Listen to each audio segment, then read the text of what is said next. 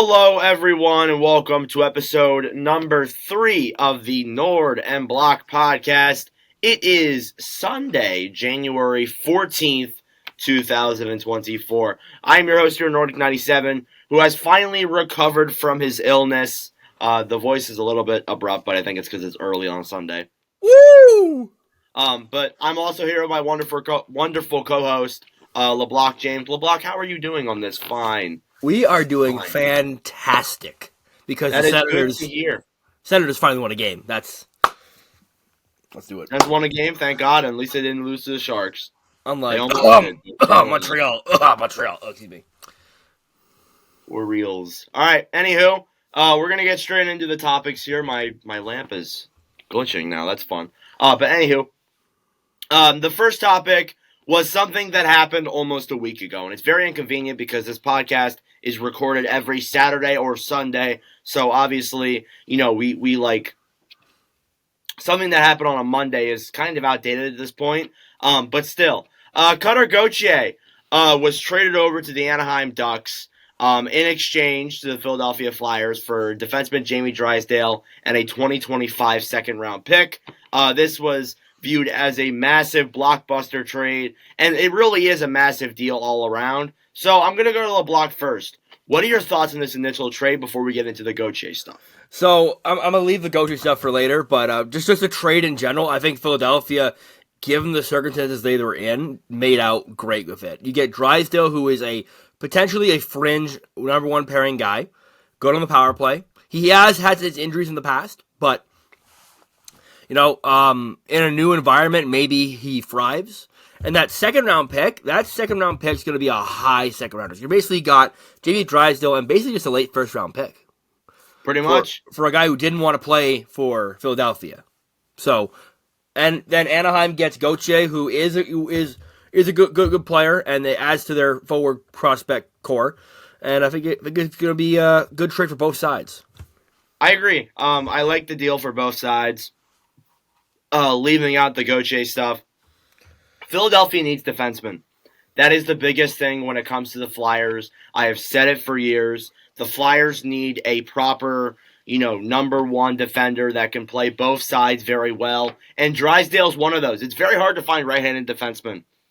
Very consistent right-handed defensemen. So it's really good to see that the Flyers addressed something that they needed, and they even got a late first-round pick, too. But Anaheim gets a really solid forward prospect in Cutter Gauthier, just stacking up the absolutely insane roster they have already. I don't blame Cutter for wanting to go to Anaheim. It's an absolutely stacked roster over there, and definitely it is. They're going to be a good team in a few years. Absolutely. Mm-hmm. So, transitioning over into just Cutter Gauthier. Gauthier apparently did not want to play for the Philadelphia Flyers. Following saying he did want to play for the Flyers, it was reported Gauthier ghosted the Flyers organization for a long period of time. And when he was asked on a podcast, he said there were a few reoccurring reasons that made him not want to be a Flyer. So he didn't really specify exactly why he didn't want to be a Flyer. There are a few speculations out there. But LeBlock, what are your overall thoughts on that situation and how Cutter Gauthier handled the situation overall? I'll say this: if you don't want to play for a team and you're not, even if you're not even 100% sure, just tell them at draft day, at the draft interviews, you don't want to be there, because then you get this situation. And I think Cutter really handled this whole situation very poorly. I know he's only 19, and when you're young, you do make certain mistakes, or you do have certain judgments that you don't have when you're older. But I feel like him not even giving the Flyers not even to sign your ELC, not giving the benefit of the doubt at 19. That's just that doesn't sit well with me personally. I just don't think it was handled well by him. I think Briere and the Flyers organization handled this perfectly. But I've never seen an organization tell a player, basically it's not like they didn't say it out loud, but it's basically saying, hey, screw you. That's basically, after you got traded, that's literally the message I got. Hey, screw you. Pretty much.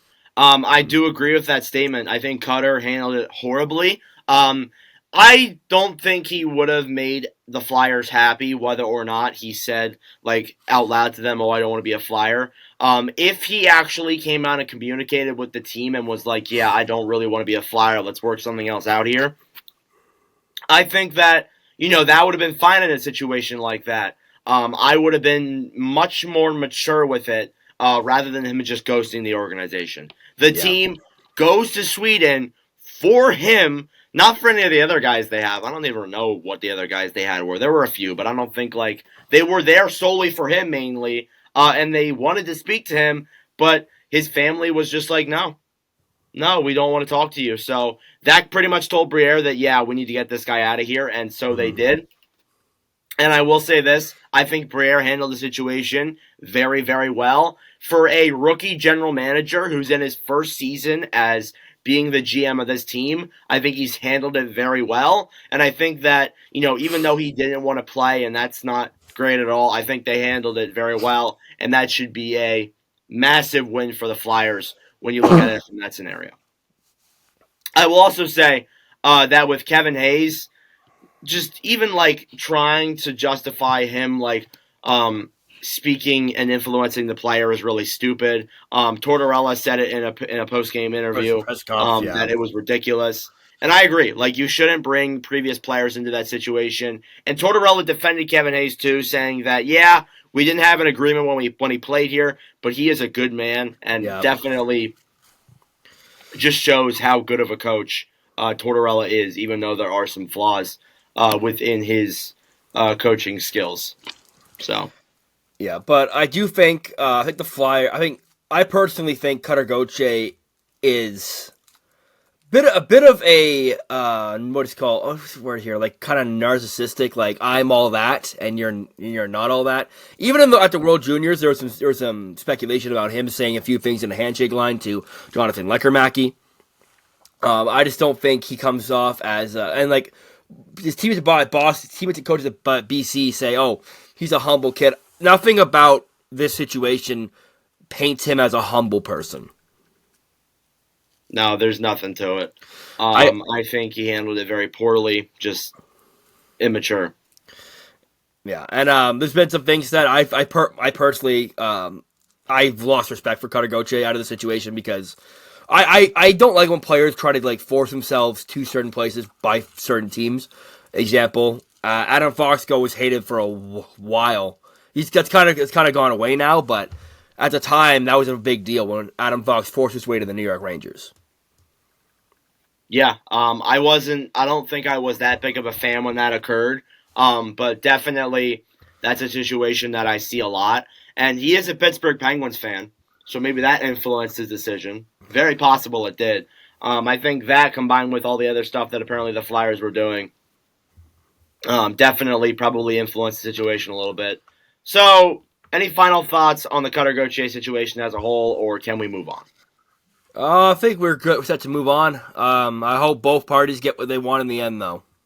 Alrighty, so we're gonna do news of this past week apart from the Gauthier situation. That was the big thing. I'm pulling up Puck Report NHL right now to talk about this a little bit. So, where is it? As my Wi-Fi takes forever to load. All right, we're here. So the All-Star jerseys. We'll start off with those. They have been released. What are your thoughts on these jerseys? You mean the ones that look like they're from a Kraft dinner box? Yes, the ones that look like they're from a Kraft dinner box. What are your thoughts on these All-Star jerseys? They're tacky. They're not great. They look awful. The yellow on yellow, like I've never seen anything like that on an official NHL jersey. Yeah, they don't look good. Like we've heard all the jokes like McDonald's jerseys, Happy Meal jerseys, Crayola jerseys. They don't look good. I don't like them. I can see why certain people would like them, but I'm not one of those people. I just don't like it. And this is Adidas' final year as the provider for these jerseys. Like, you know what? Let's go. You know what? Someone else can take it. We'll give it to Justin Bieber, and him and Matthews can just make some design. The one that's yellow, like entirely yellow, looks like a banana. Like, I'm not even... Literally looks like a banana. Looks like a practice jersey, too. Yeah, I agree. So, yeah. I mean, last year's Last year's were pretty solid. I liked last year's. I thought they were all right. Last year's But were pretty good, yeah. they really aren't so bad. All-Star votes. So the All-Star votes have been finalized. Obviously, in our last episode, we drafted our own All-Star teams. But this year, or this episode, not this year, they have announced the voted by fans roster. So 12 players have been added to the All-Star rosters. 4 of them are Canucks. So you got Jeremy Swayman, goalie of the Boston Bruins. Defenseman Cale Makar of the Avalanche. Goalie Alex Georgiev as the Avalanche too. Leon Draisaitl for the Oilers. Bobrovsky for the Panthers. Nylander, Marner, and Riley for the Maple Leafs. No surprise there. And then Pettersson, Miller, Besser, and Demko for the Vancouver Canucks. So it's notably a lot of Vancouver Canucks there, a lot of Toronto Maple Leafs. Who would you say shouldn't be on this list? Alexander Georgiev.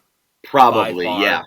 And I will say this right now, and you can call me old head, call me a cynic. The fan vote is rigged. There's no shot people are voting for Alexander Georgiev and Sergei Bobrovsky. Like, I don't see it. And the 4 players in Toronto, I think Morgan Riley doesn't deserve to be an All-Star personally. But it's in Toronto. I get why it was like that. The Vancouver guys, they deserve to be there. But, yeah, I just don't think I think the fan vote's a waste of time. It just gives the NHL free publicity. Excuse me. Yeah, free publicity, for sure, is definitely the biggest thing out of that. Who should be on this list that isn't, in your opinion, off the top of your head? Zach Hyman. Hyman, for sure. I agree with that. Anyone else? Not that I can think of right now, but yeah, I think Hyman got snubbed. I can't think of anyone else who I would put in over there. That's pretty much about it, yeah. Yeah, basically. Another news here in regards to the Columbus Blue Jackets. Elvis Merzlikins said he won't tolerate being relegated to a third goaltender. Didn't get to the point where he requested a trade, but said it's mutual agreement with team that a new scenario may be necessary. He hasn't played since December 29th. It is January 14th. So that's like 2-3 weeks almost there. Yeah. That he hasn't played since. And he has been reportedly made available for trade.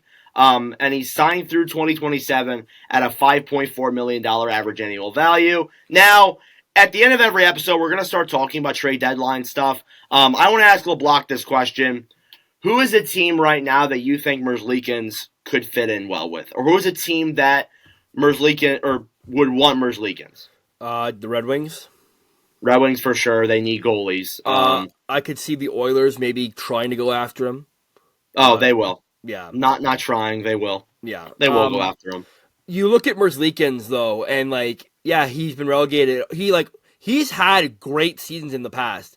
This Columbus, he's had a rough go since the tragic accident happened a few years ago. And, like, I think he just needs a fresh start. You get him a fresh start, I think he will perform back up to that number 1 goalie standard. Yeah, this goalie has term too, so that may actually be on Columbus's side because goalies are hard to come by. They are, yeah. That are solid. So I could definitely see Merzlikins getting moved here soon. Connor Bedard out 6 to 8 weeks with a fractured jaw. If you guys saw the play, you'll probably have seen it. We talked about it in the last episode. But does this change the Calder race at all for you? No. No. Not at all. I'm very confident that Bedard will still get it.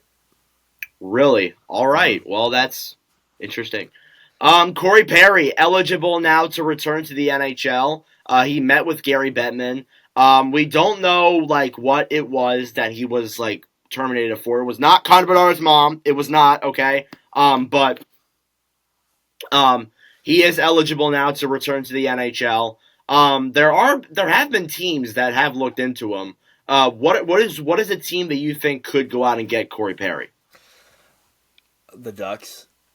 Anaheim. That'd be a good, like, coming home story. But, like, I look at a team who needs Corey Perry. I'm looking at like younger teams. I don't think any contender is willing to take that risk right now.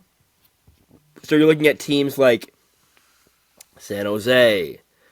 San Jose maybe goes back to Montreal. Calgary can maybe take a chance on him. I've heard rumors in Ottawa that they've looked at him as well. So Yeah.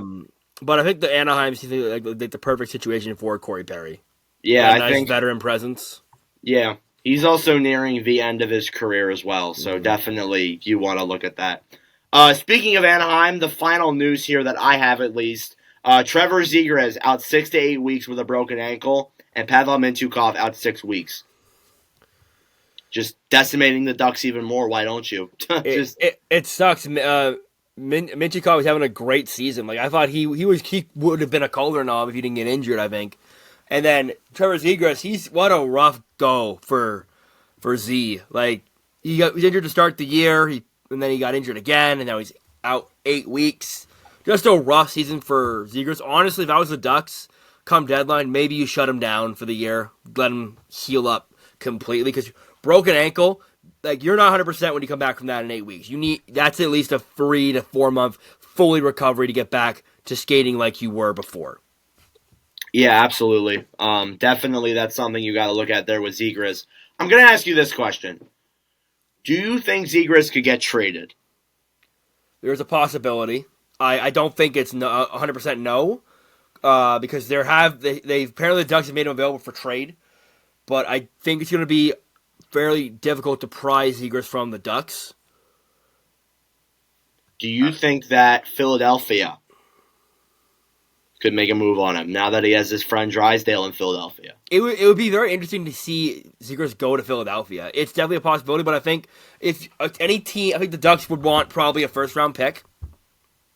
They want a first and maybe like a decent prospect. Or a second and a decent prospect. Now, I can't imagine him going to Philadelphia because of one person. John Tortorella would rain hellfire on that kid. Absolutely. So I that's why I don't see it happening. It's been talked about. I've seen it pop up in rumors a little bit with Zegras being moved and his best friends now in Anaheim, now in Philadelphia. So that's what I'm thinking there with that situation. I just don't think it could happen with overall just Tortorella. So, finally, I got one more thing. The Blackhawks have re-signed Nick Foligno to a 2-year contract. Foligno, it seems like he's going to be around for forever, just at this point.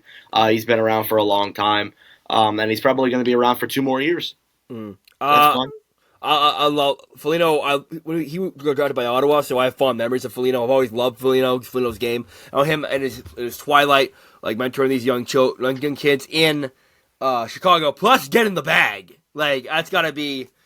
Yeah, he may not get a cup, but I think he's there for the long haul for the mentorship. Maybe it transitions into a front office role at the end of his career. We'll see. Yeah. Just one more thing I want to go back to Trevor Zegras real quick for one more thing. The favorite, I think, to land Trevor Zegras, if they want to do it, is Montreal. Yeah, Montreal, I've actually seen in rumors, too, with Cole Caulfield, too. Mm-hmm. Definitely that could be happening as well. But, yeah, that's all I got for news, unless you have anything else. I can't. Oh, there was a Kevin Weeks tweeted that Markstrom might be available for trade. Oh, I heard that as well. But then nothing came after. Too. Kevin Weeks is known for tweeting like eye emojis and then not respond, and then crickets. Very true. Very true. Very true. So he's just fooling with us at this point. But anyways, yeah, that's all I got for news. We're going to move on to streaks, whether it's winning streaks or losing streaks. We have a few to talk about here. There have been some teams, more specifically in the Western Conference, that have been red hot.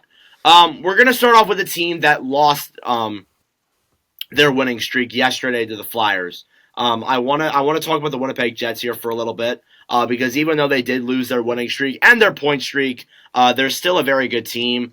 So let me pull up their schedule here real quick, and we'll go game by game. So it was 8, right? All right, that's 6. Let's go back to 2023. All right, so starting off on December 30th, when they played the Minnesota Wild, they won 4-2 in a very beefy game with Ryan Hartman in that situation. Obviously, that played a factor. Then they played the Wild the next day on New Year's Eve, won 3-2.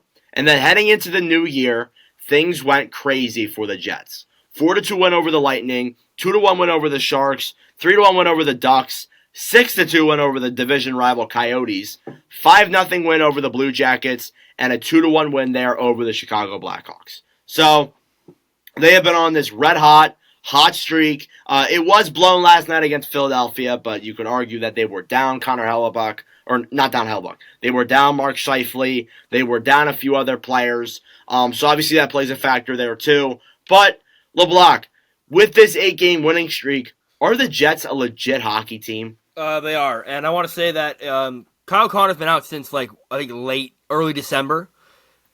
He's still their leading goal scorer. So once you get this fully healthy Jets team, they're a force. With Hellebuyck, with the offense, the defense has stepped up vastly from last year. This Jets team is a legit threat in the Western Conference. 100%. I 100% agree. I love this. I love watching this Jets team. Just overall, they're really entertaining. Like the guys on this roster, Nikolai Ehlers, Josh Morrissey, they all are really enjoyable to watch. Morrissey, most notably, one of my favorites. Niederreiter as well has played good. And Hellebuyck, making a case for a Vezina Trophy. Another one. Another Vezina Trophy. So, for sure, there are a lot of guys that are in contention for it. But Hellebuyck, for sure, definitely one that I think can stay in the race for it. And I would also like to bring up this stat, too. The Jets have gone 31 games without letting in 3 or more goals. That's massive. That shows how good defensively and how good goaltending-wise this Jets roster is. I feel like you see this a lot in hockey where teams that are struck with a hardship. I'll give you an example. In 2017, when Nicole Anderson got diagnosed with cancer, the team rallied around Craig Anderson and then went on a huge winning streak. And they made the playoffs that year. With Bounders' wife, I think she went down with something. I'm not too sure what it was. Maybe it was a stroke. It was a stroke. They've rallied around that to have the record they have now. I'm not taking it away from them, but it's you see it happen a lot though. True. Very true. So obviously that plays a factor there too.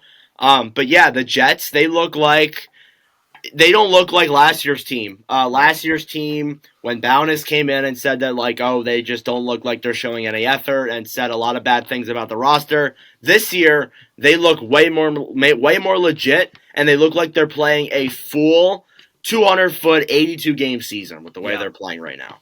Because last year, halfway through, they were first in the West. Then they won 8 games the rest of the year. Yep. So it's a shock they even made the playoffs. They got such a huge point lead, and that was why they fall off pretty much. Yeah. So yeah, I really enjoy the Jets, and I hope this keeps going. They're one of my favorites to watch in the NHL, and hopefully that they'll keep playing the way they are. Mm-hmm. All right, so moving on now to another winning streak, the Edmonton Oilers. When they lost to the Sharks, they were 2-9. They were last in the NHL at that point. Mm-hmm. They were in a horrible spot. Now they are 16th in the NHL, and they're slowly creeping up on third place in the Pacific Division. Not even slowly; they're a point behind the LA Kings, who we will talk about later on in this podcast. But the Oilers have won 10 straight games. They are 10-0. They have won all of them in regulation. Oh wait, no, they're not. They've won the majority of them in regulation, I believe. Yeah, they won in overtime last night against Montreal. I know that. So even when they're not playing on their A game, they're still winning. It's actually insane to watch. They are also another really entertaining team to view. Let's go back here and take a look at their win streak. So it started off on December 21st. Playing the New Jersey Devils, they won 6-3.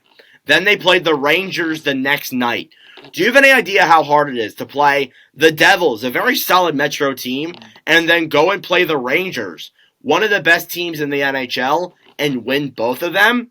That is huge. Back-to-back nights, too. That's crazy.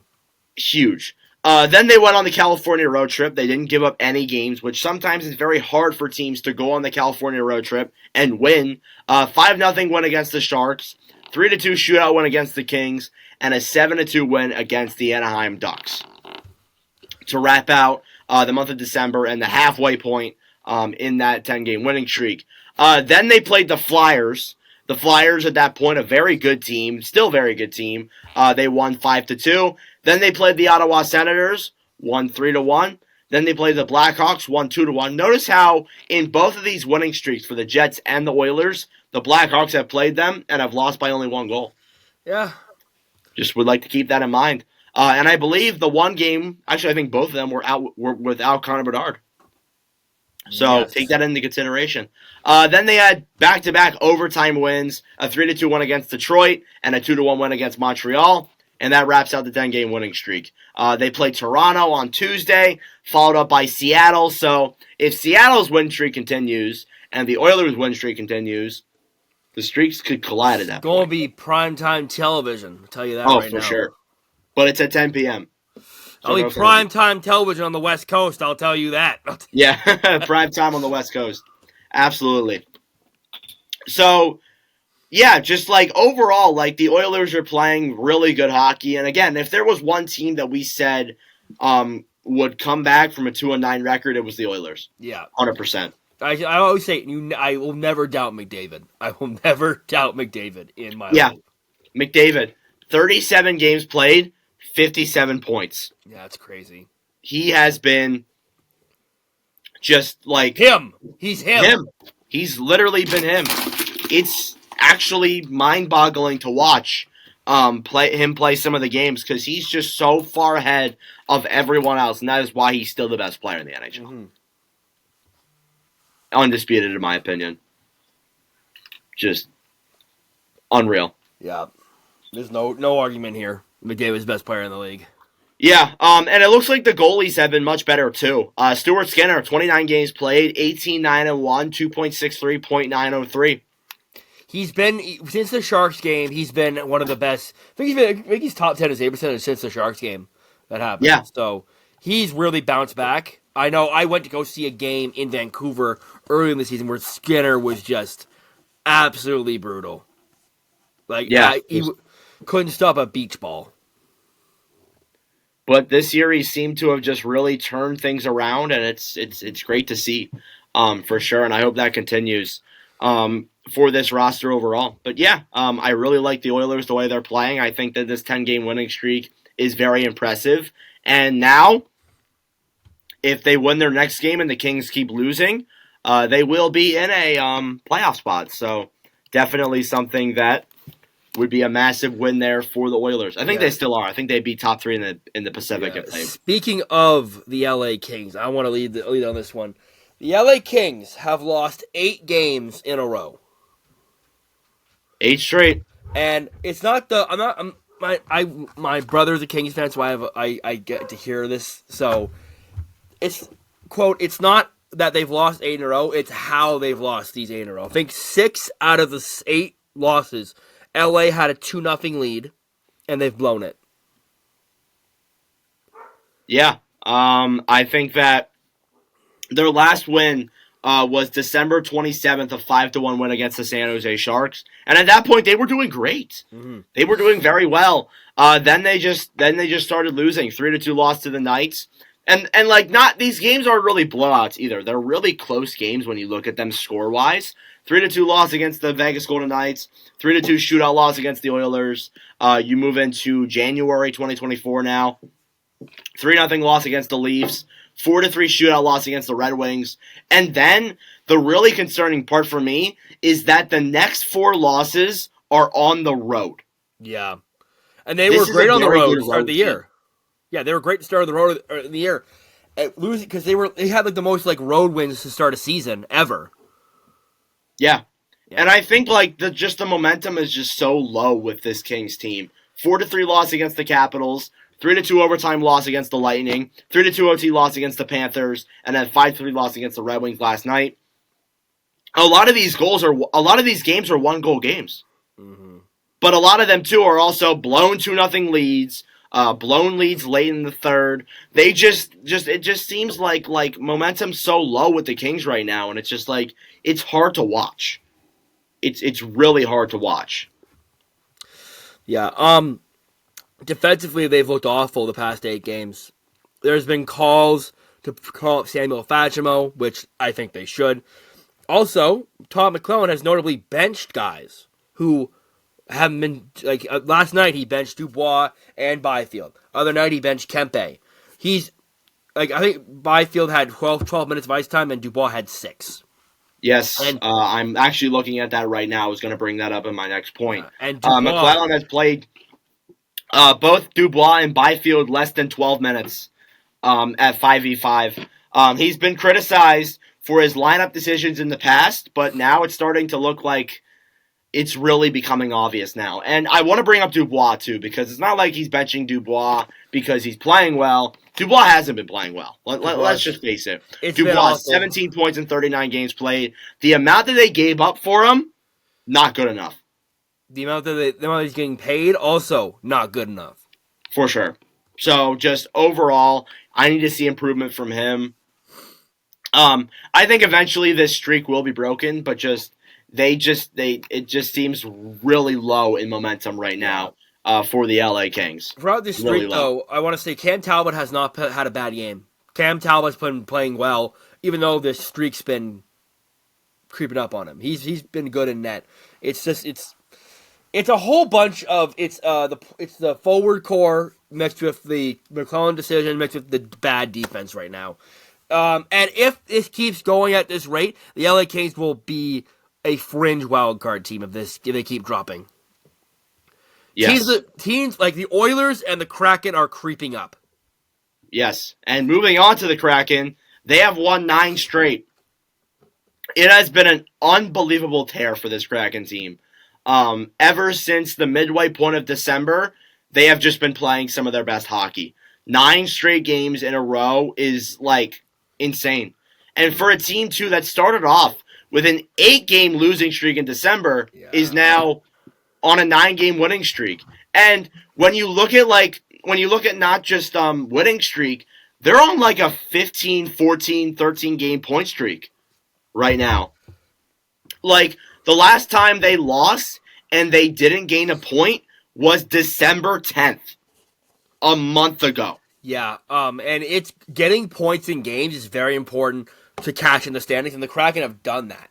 Like, yeah, especially like when you're a team that was down so low in the standings. Now they're pretty much a wild card team. Yeah, and if LA keeps struggling, they could creep up for even higher. Yeah, we could see a potential Kraken Vancouver Canucks matchup. That could be very interesting. That would be a very enjoyable series to watch. Yes, it would be.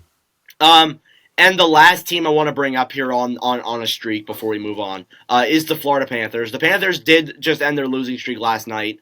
I believe, I don't even know who they played. They lost to the Devils. But obviously, they're a team that, like, they seem very fun to watch. They're very good to watch. And just the team overall seems to be doing very well. Tkachuk finally started scoring again, which is great to see. You want to see Tkachuk start scoring more, and he's definitely done that. So I'm very happy to see that from Matthew Tkachuk. And, you know, the whole team's playing well. Rodriguez is playing great. Barkov is playing great. Reinhardt's playing well. Bobrovsky's playing well, too. And even though we criticized him earlier, he's still playing very solid. Yeah. So definitely you want to keep that in mind, too. But, yeah, the Panthers, another team there that looks very solid. Do you have anything? No, I think the Panthers have they've come back, and hopefully they can keep up their winning ways. But the losing streak was a little long, a little concerning. But every team goes through struggles, so I'm not too concerned with the Panthers. I think Panthers are going to be a playoff team. Have no concern with them at all. Yeah. So of those streaks, which ones are the most valuable or the most impressive? Not valuable, impressive. The Kraken's point streak is very impressive. That's got to be the most valuable because when you're getting points every night. Like every night. That's valuable. That's more valuable than you say a 10-game win streak. Yeah, you get points every night, but even when you lose, to get points to keep going up, that's more impressive to me. To get that point streak. Even though we hate the overtimes. Yeah, I think we've had this discussion where like overtime points just like they suck. Yeah. But that's a conversation for another day though. Yeah, we'll have that in another episode. So moving on from winning streaks, we're gonna go into some trade deadline related stuff. So we're gonna go look at the TSN's trade bait board. I have it pulled up right here on my screen right now. Unless if it's changed since you sent it to me. I don't believe so. I can go double check it, but I don't believe so. Yeah, so we're just going to go down the list here. You can see that in the top 10, there are 3 Calgary Flames, maybe even 4, that you could argue for sure. So we'll start off with Elias Lindholm at 1, Chris Tanev at 2, and Noah Hannafin at 7. Calgary, could they sell House LeBlanc? Yes. If things keep going, it had a nice win last night, but if things go south, I believe they're actually in a wild card race right now. They have 45 points. They are only 2 points behind the Kraken. So if Calgary, let's say by 2 weeks before the deadline, Calgary is 7 points out of a wild card spot, then I say sell House. Yes. But if they're firmly in a wild card spot, why would they sell? Yeah. I don't know why they wouldn't sell. If you know, Columbus a few years ago went all in. If you remember that, they had Panarin and Bobrovsky expiring. Instead of selling, they said, "Fuck it, we're going all in." They brought in Matt Duchene, Ryan Dzingel. They brought in a few other guys that I can't remember, but they went all in basically. Traded away a bunch of picks, and they won one round. It was fun, but. Yeah, I think Calgary, if that happens this year, if Calgary's in a wild card spot, go all in. I know you don't have your pick the following year, but go all in. Now, here's the thing with that. It's a big risk to go all in because when you go back to that Columbus team, what happened after they got eliminated? Everybody left. Everyone left. Everybody. So that is a factor, and a lot of these guys have already spoken out saying they don't want to stay with the Flames. Yes. So that's a big risk to take if you want to keep all these guys post-trade deadline. Do you trust? But as well as that too, maybe if they do this, if they go on a run, maybe these players will be convinced. Yeah, maybe we should stay in Calgary. Yeah. So like success always helps guys. They sway them to, hey, we're pretty good. You should probably stay. So yeah, that's a big thing to look at. Here's the thing. I don't trust Craig Conroy to extend these guys at all. Rookie GM, he's been with the organization for so many years, but rookie GM, it's hard for rookie GMs to convince guys to stay without overpaying. Yeah, he has a lot to think about. Yeah, but absolutely. Calgary, wait till 2 weeks before the deadline, and then you can come back to me with are they going to sell? Because right now it's a maybe. Like I don't have a yes or no. It's like maybe. Yeah, 100%. I agree with that. But those guys on the market, Lindholm especially, you're getting a haul for Lindholm. Oh, 100%. With Tanev too, you will, and even Hannafin as well, and even Markstrom. If they move Markstrom, they could. Yeah. So there's 3 guys in there where you can potentially get 3 first-round picks and restock the cupboard of prospects. Absolutely. Calgary's already got some good prospects in there too. So. I don't know. Like the Flames will never rebuild because of the stature of their location, but it'd be nice to get a nice retool. I think that they could benefit from that for sure. Yeah. Moving on now. There are some notable Montreal Canadiens as well in the top 10. Jake Allen and Sean Monahan are ranked 3 and 4. What are your thoughts on that? You need to trade Jake Allen. If you're Montreal, you need to trade Jake Allen. You got to trade him away. If you don't, then you're missing out on assets. Because Jake Allen, he has 1 year left. If you trade him now, his value will never be higher. Especially with Montembeault stepping up for Montreal, Jake Allen has to be moved. Yes, I agree with that for sure. Sean Walker at 5 for Philadelphia. Walker could get moved. I really like Walker. I enjoyed Walker a lot in Philadelphia. But as well as that, too, if they're in a playoff spot, I don't think they should move him. No, I don't. I don't see why Philly would move him personally, because I'm not close to his situation as you are, but I just think Sean Walker's a nice third pair defenseman, second pair defenseman. Yes. If the right offer comes, though, we should do it. Yes, I would say this. Every player has a price. There's no, I was like, oh, untouchable. If you offer enough, they'll give them to you. Yeah. Now, depending on how much you offer, it may be a good move or a bad move. But we'll find. But, obviously it depends from situation to situation with that. Vladimir Tarasenko at 6. I'm sure you're going to have other players to mention here for Ottawa, but your thoughts on that? He's gone. If Ottawa continues to lose, if Ottawa can make a push at the deadline, by the deadline, then perhaps you keep him. But I just don't. Why would Ottawa keep a guy over the age of 30 years old on an expiring deal when you're not in a playoff spot? Yes, I agree. You're gonna get at least a second and a player probably for Tarasenko. Or a first, but I think Ottawa has to be smart about this. It's just business. Tarasenko, I love Tarasenko. I want to see him stay, but I would understand if they moved him. So yeah, I think Ottawa has to move Tarasenko. He's as good as gone. Yeah, I agree. Number 8, Anthony Duclair. Duclair, very notable forward there. Could get moved to a very solid buy-in team. Always like Duclair. Yeah, number 9, Kuzmenko. Kuzmenko could get dealt. With the target rumors and all that, that's very possible to happen. Do you have any thoughts on that, LeBlanc? I just got a Kuzmenko jersey, in November. So I would prefer them not. I think just he had 40 goals last year. And I don't know if it's system, if it's I know a lot of them were tip-ins last year, but I just don't know. I feel like Kuzmenko should stay in Vancouver. I consider him part of the core, but when you're scratching him and he wants to play, just set him free. Yeah, I agree. I agree with that for sure. Lyubushkin at 10, very solid defensive defenseman. Pat Maroon for some reason at 11. Tyson Barrie at 12. And then Jake Gensel. Could the Penguins move Gensel? If they're far enough out of the race, yeah. Why wouldn't you move Gensel? I also think that, if Gensel wants to leave, they should ask Gensel what he thinks. Yeah. But I think Crosby would keep him. I think Crosby wants him on his wing. I think if they trade... Remember, everything in Pittsburgh runs through Crosby. If Crosby doesn't like it, don't do it. Pretty much. Trevor Zegras at 14. We talked about Zegras earlier in the episode, so we're just going to skip over him. Yeah. Andrew Peeke for Columbus. Interesting guy there. Peake's been on the block for years. Yeah, he has been. He could get moved. Sorry, I thought if you guys just saw on screen, my light just everything in my room just went out. My apologies.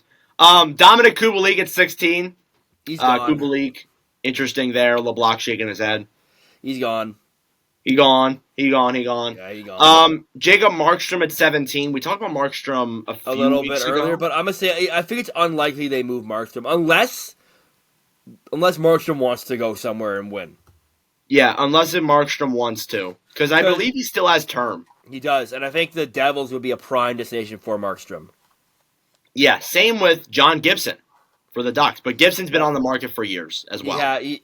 Yeah, every summer we get the Gibson trade rumor, and a team that always comes up is Pittsburgh. Yeah, Gibson's always in Pittsburgh talks. Adam Henrique there too, and then finally I'll end off with this guy. Riley Smith for the Penguins. Right, so Henrique's been on the block for years. Riley Smith was an interesting one. Oh yeah, I'm actually on the trade bait board, and it actually got updated since really? You said. Yeah, so I'm gonna say the guys that you didn't say. So at number 4, number 5 is actually Caden Primo. Oh yes, Primo could get moved for the Canadiens. Yes. Primo had a really good game the other night, too. Against Philly. Yeah, that was a tryout game. I feel like you're trying to... He's 24 now. He was a 7th round pick. He's always been Montreal's next goalie, but it hasn't really worked out. Yeah, no, it hasn't. So I think that Primo could get moved. It's a big possibility for him there, too. Yeah, I don't know if you said this yet. Nick Seeler at 7. Yeah, Sealer moved up a lot. He was 22 on the list that I have here. Sealer could get moved, too. But that's only if Philadelphia wants to sell. Yeah, I don't know if you said Philip Broberg. Broberg, too. Broberg, actually, I think, wanted out. I think he said he wanted to leave. Yeah. So he could get moved as well. Capo Kakinen. Kakinen, possible for a team that wants a backup goalie option. Yeah. Number 15, Rasmus Ristolainen. I can't believe he's on this list. I don't think I don't think you can move that contract. I'm not gonna lie.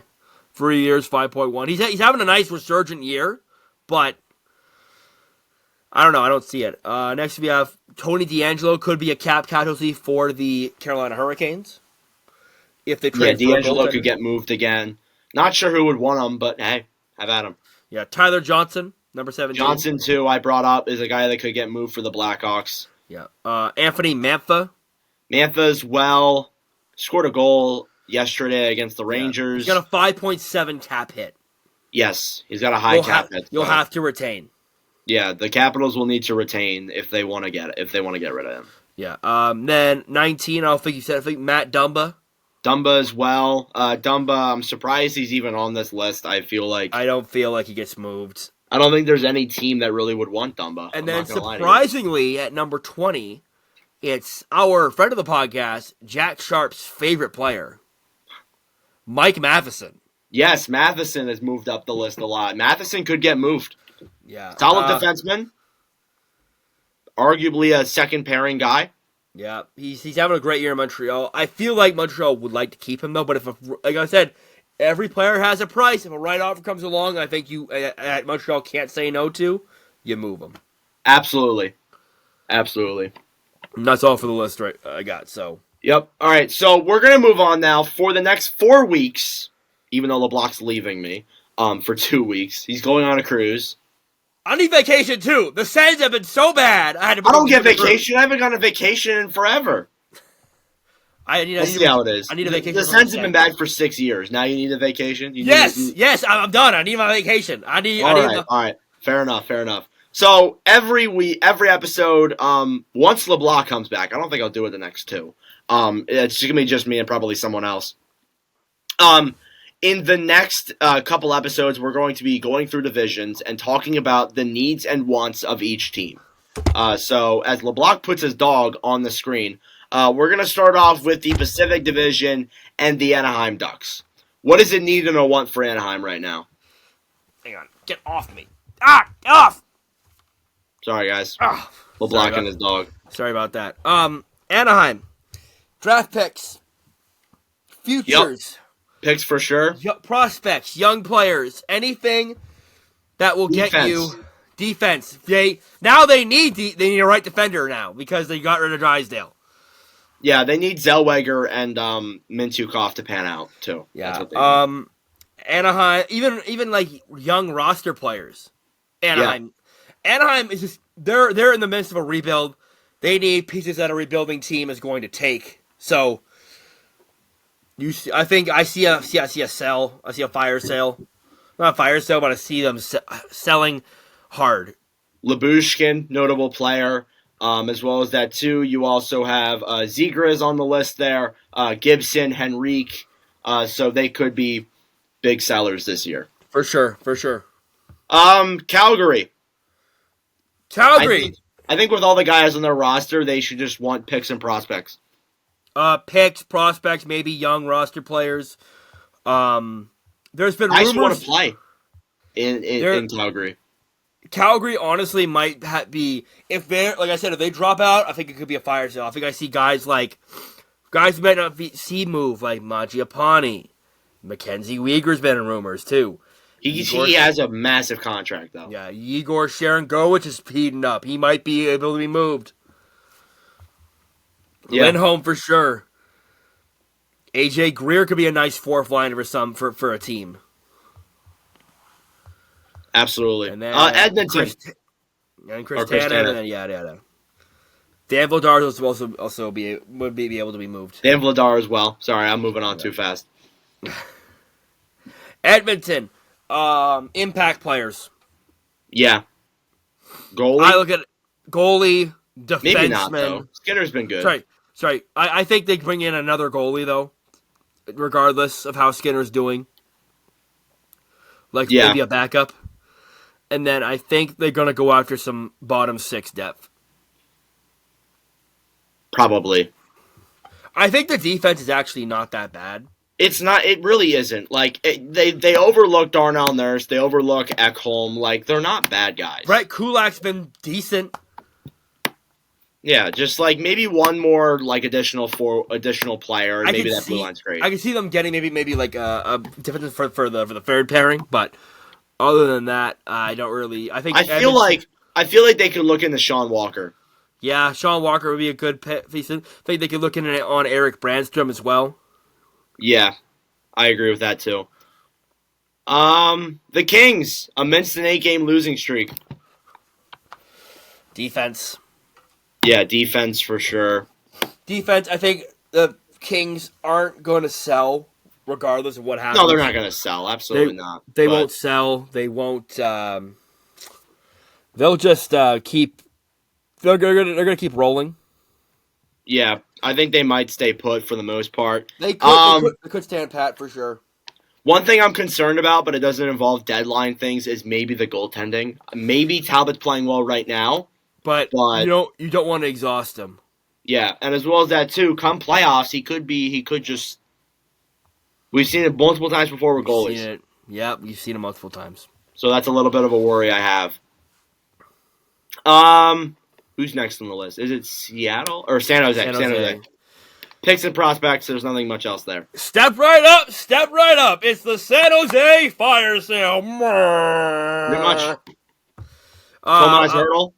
Hertl is a hard contract to move. I'm not going to lie to you there. Couture. LeBanc, Hoffman, Duclair. More or less all the guys they got in the Carlson trade. Yeah, Mario Ferraro could be on the move, too. He has a long contract, though. Yeah, I don't know about Ferraro. But yeah, definitely that could happen. Yeah, and then both goalies could be on the move. Blackwood and Kakkonen. Absolutely. Seattle. Seattle might stand pat. I feel like they might stand pat, but if they need anything, they need a bottom pairing defenseman and maybe a backup goaltender for Decord. Probably, yes. Probably. Hopefully Decord keeps playing well. Mm-hmm. Vancouver. You get the highest bidder on the market. You take the big boys on the market. I think Vancouver's going to be in on all of them. Oh yeah, 100%. Like if Elias Lindholm goes to market, I expect Vancouver to be in on that. Yeah, they're going to want a big guy since they're the best team in the NHL right now. Yeah, I feel like they're in the words of Jarmo Kekalainen, fuck them picks. Yes. Absolutely. And Vancouver has had a history in the past, too, of where they will just move draft picks. They have moved draft picks aggressively in the past. Even when they were bad, they moved draft picks aggressively. Yeah. But you look at this team, that plays a factor. Like, their forward core, I love their forward core, but I feel like they can add more to the forward core. Oh, they can add more for sure. Yeah, like you can never have enough forwards. Their defense could use a little tweaking, but I like what they've done. And you don't touch that goaltending tandem at all. I don't want to see no goalies come in. Yeah, no way. You don't want to touch that. Demko and Smith have been unreal this year. Yeah, you don't want to touch that at all. I agree.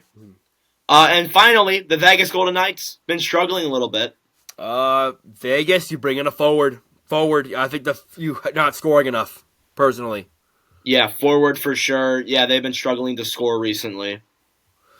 Yeah, I look at. Because Vegas is going to be a buyer. They're always a buyer. They'll never not be a buyer. Like they're always going to buy. Yeah, I agree. Maybe you bring in a guy for the defense as well. That defensive core is kind of taking a hit this year. Yeah, maybe you want to do that as well. That's a good idea. There's been rumors about Martinez being moved for cap space. That I have seen as well. So who knows? That could be a possibility there, too. Mm-hmm. But yeah, that is all I got. Do you have anything else?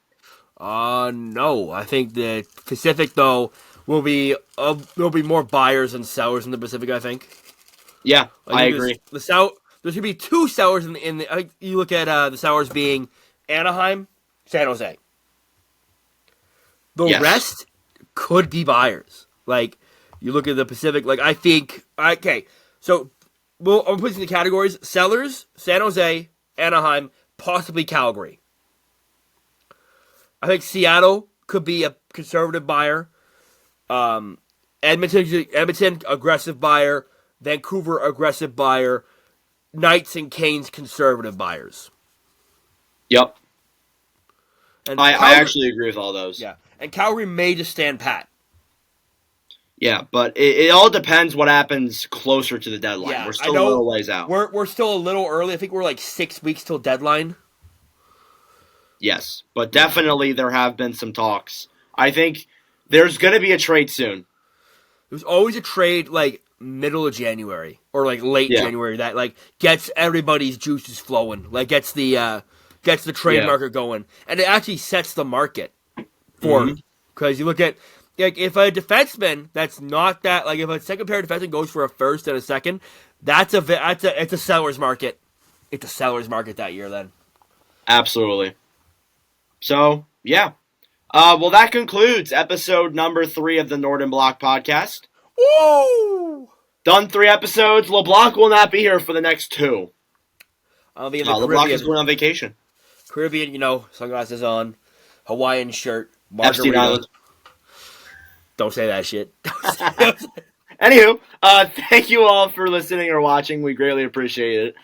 Next episode, it will be just me, or I will have someone else on. But anyways, thank you all very much for watching or listening, and I will see you guys in the next episode. Ciao. Adios.